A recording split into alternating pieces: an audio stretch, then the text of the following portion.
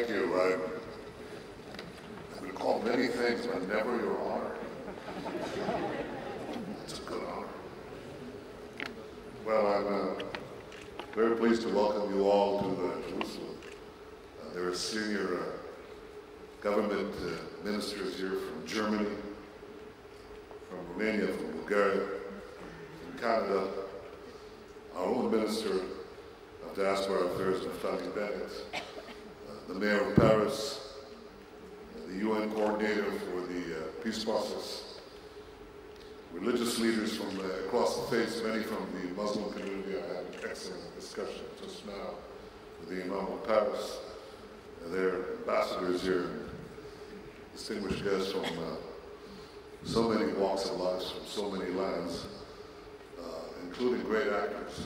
So I'm delighted to see all of you here, even though the subject of our deliberations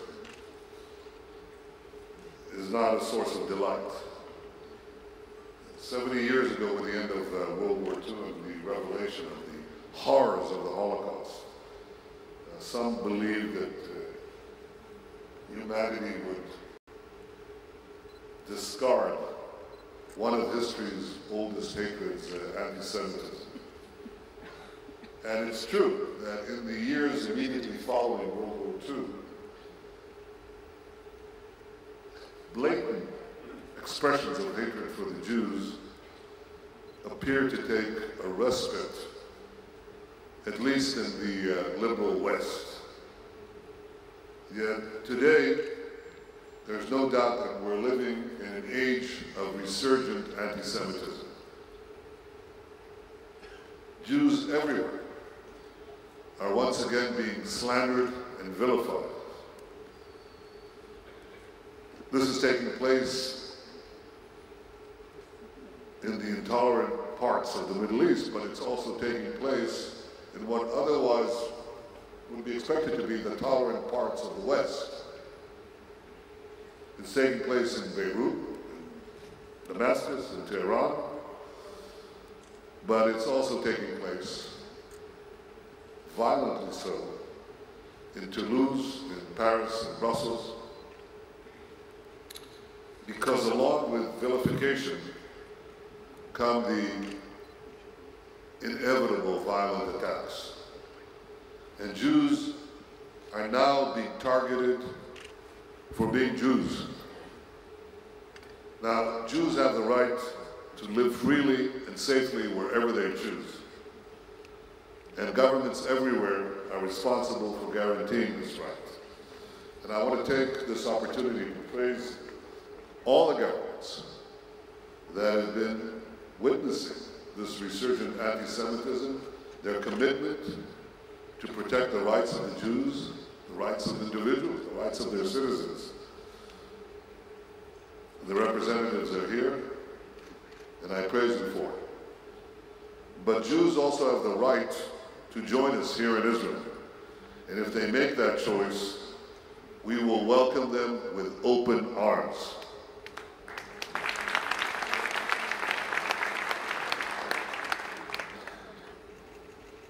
Now, contemporary anti-Semitism doesn't just slander, vilify, and target the Jewish people.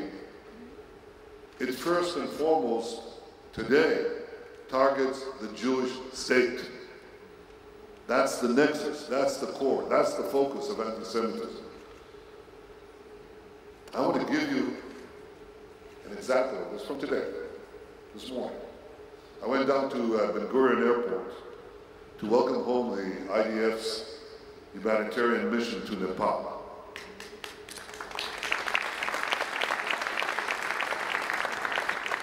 The UN filed a report. Actually, this is a good UN report about Israel. It said that of all the countries in the world, and Israel is one of the smallest countries in the world, Israel fielded the second largest rescue and relief team in Nepal, of all the nations in the earth. Our people did a magnificent job. They saved lives.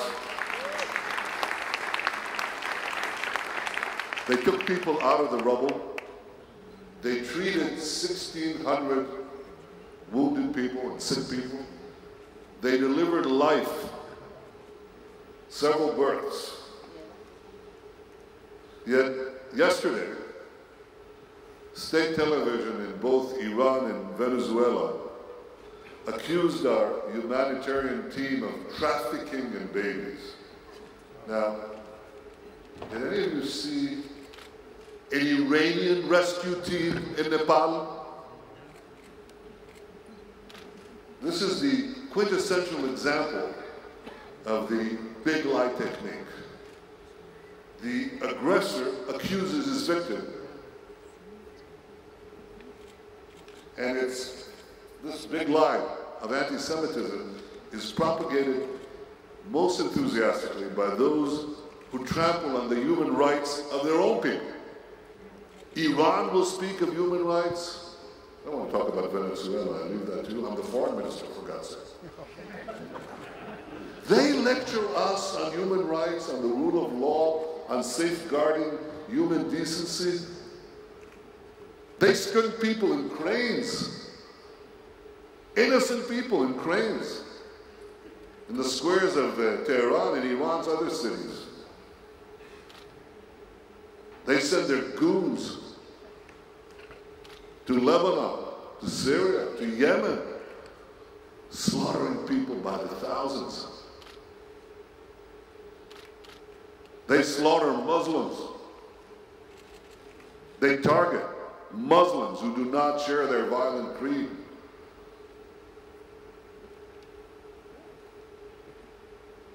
Today,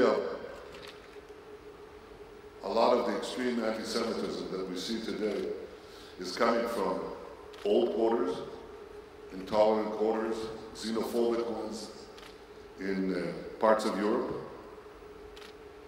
in a peculiar marriage with the militants who seek to overtake the world of Islam.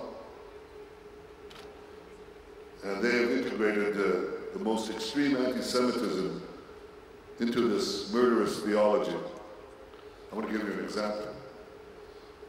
First, recognize that their first and greatest number of victims are their fellow Muslims. But they also target us, and I give you the Hamas Charter. It repeats the ancient libels against the Jews. It openly calls for the murder of Jews wherever they are and for the destruction of their state.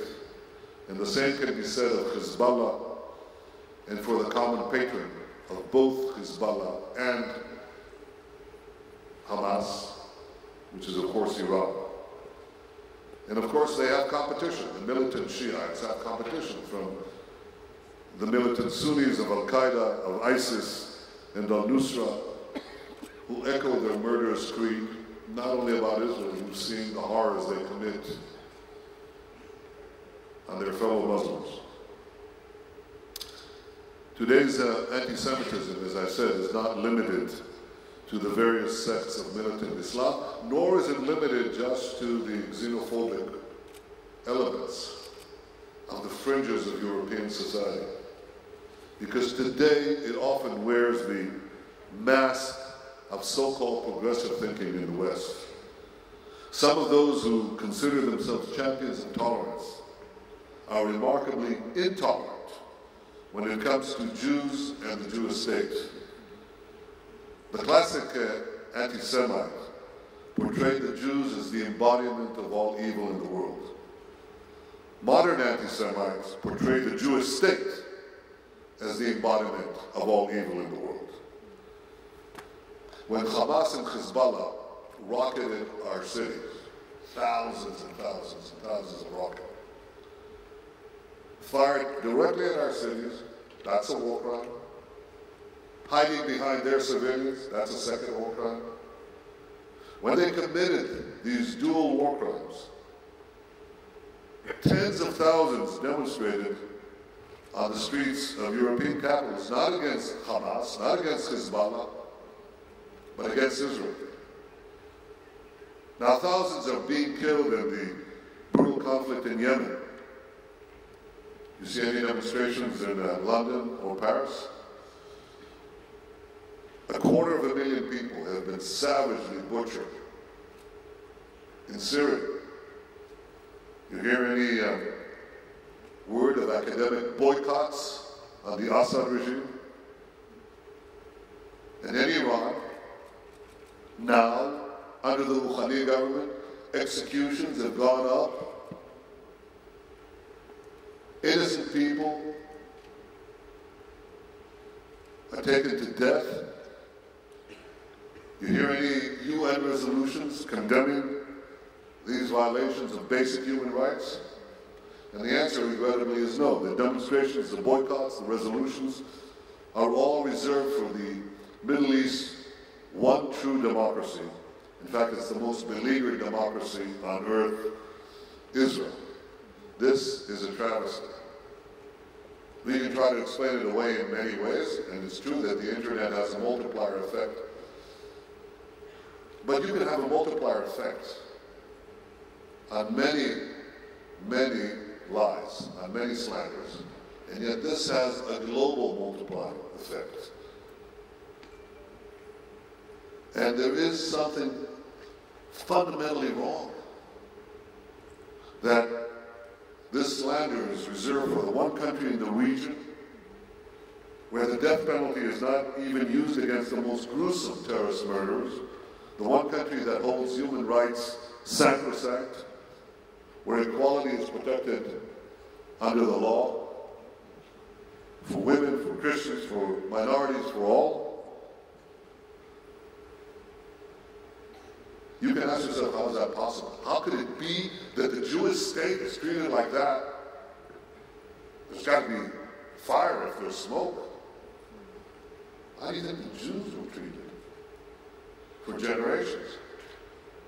The things that people said about the Jews for generations were believed across so many levels. They believed that we poisoned the wells, that we drank the blood of Christian children, that we were spreading disease deliberately. By the way, these are all repeated as we speak. You say, how could it be that they believed it? But they did. Not only did they believe it, you say, well, that's because of ignorance. Yeah, that's true. Except that some of the most educated people in history believed it. Voltaire, Dostoevsky, the list is a lot longer, by the way. So education and knowledge may be a partial protector against the slander, but there's something deeper here. Because these are such patent falsehoods. It is the willingness to submit to slander, the willingness to believe this. This is what creates the ground. And it starts not from the bottom, it starts with the elites. And that's where it has to be challenged.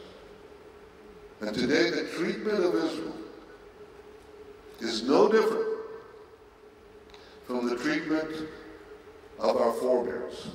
The Jewish state is being treated among the nations the way the Jewish people were treated for generations. Yeah, we're not perfect, by the way. We have a lot of things that we can improve. We have a very boisterous and robust democracy. You should come to the Knesset. I invite all of you. What fun. But it is. It's alive. It's free. Everything is debated. Everything is open. And there is a system of justice, a system of laws, and true tolerance. With all the imperfections of any society, we've built here a tremendous society. Beleaguered, yes, but with great success. And our best allies, actually, these days, are some of our Arab neighbors, because they know we face a common threat. So we see this country. How can it be that this country is slandered like no other country? Well, probably because old habits die hard. But the sad truth is that some of them don't die.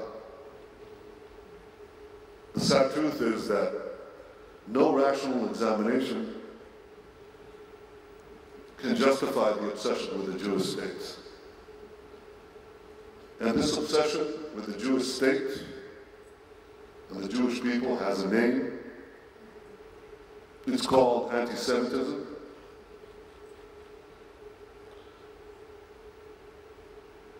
I know you understand all this. I know that the people in this room have learned the painful lessons of 70 years ago. I appreciate your commitment to fighting anti-Semitism because the battle starts from the top. Anti-Semitism, contrary to what people think, does not just bubble up from below. It percolates also from the top. And that's why it's so important that there are leaders here, across lands, across faiths, across professions, from the public and the private domain, who are gearing up to fight this old obsession. You have learned from history, but regrettably many around the world have yet to do so. I want to assure you that we have. We're no longer a stateless people searching for a safe haven. We're no longer a powerless people begging others to protect us. Today we have an independent and sovereign state. Today we can protect ourselves and defend our freedoms, our lives. What has changed in the history of the world for the Jewish people is not the hatred of the Jews, but with the founding of the Jewish state, the rediscovery by the Jews of the capacity to defend ourselves against slander and against attack.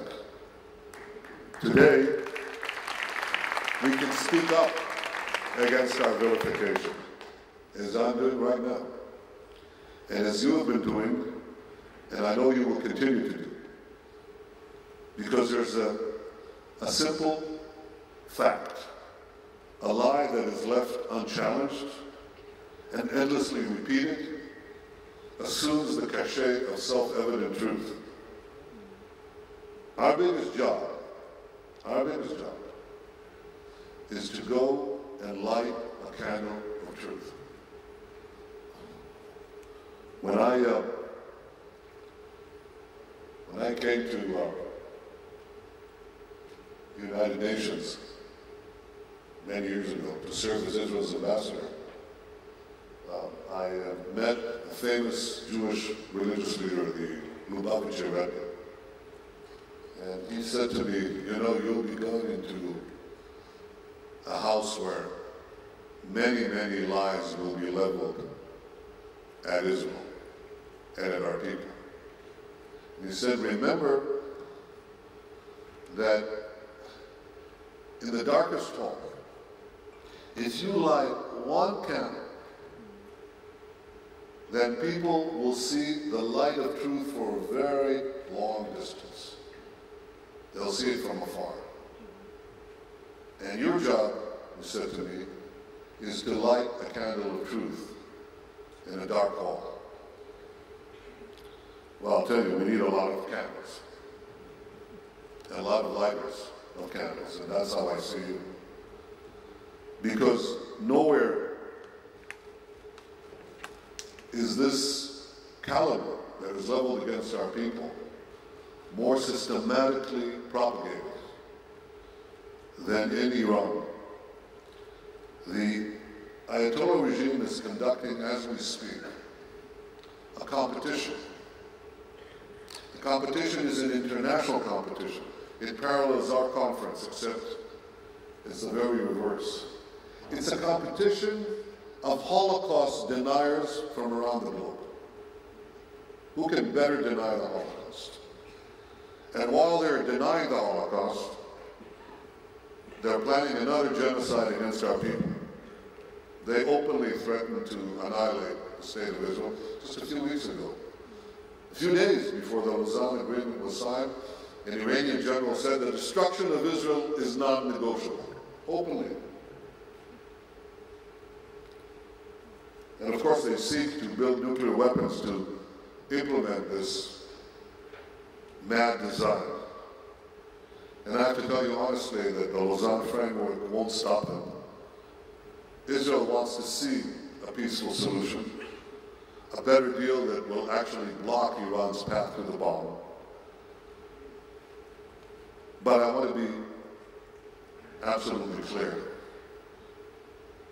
The Jewish state will defend itself by itself against any threat.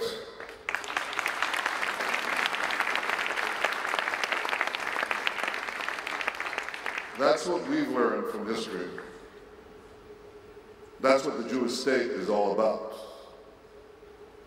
But we've also learned something else. I don't know if we'll be able to eradicate the scourge of anti-Semitism. I know we have to fight it. We have learned that if you don't fight it, if unstopped, these fires of anti-Semitism eventually spread and they consume everyone. That is, I think, the central lesson of the 20th century, in many ways, the central lesson of modern times. So for the sake of decency, for the sake of our common humanity, for the sake of our common future, we must all continue to stand up and fight anti-Semitism.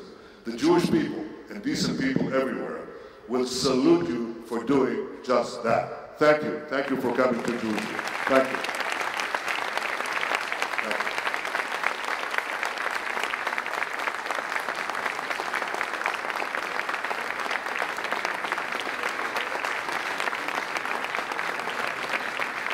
Thank you very much. Thank you.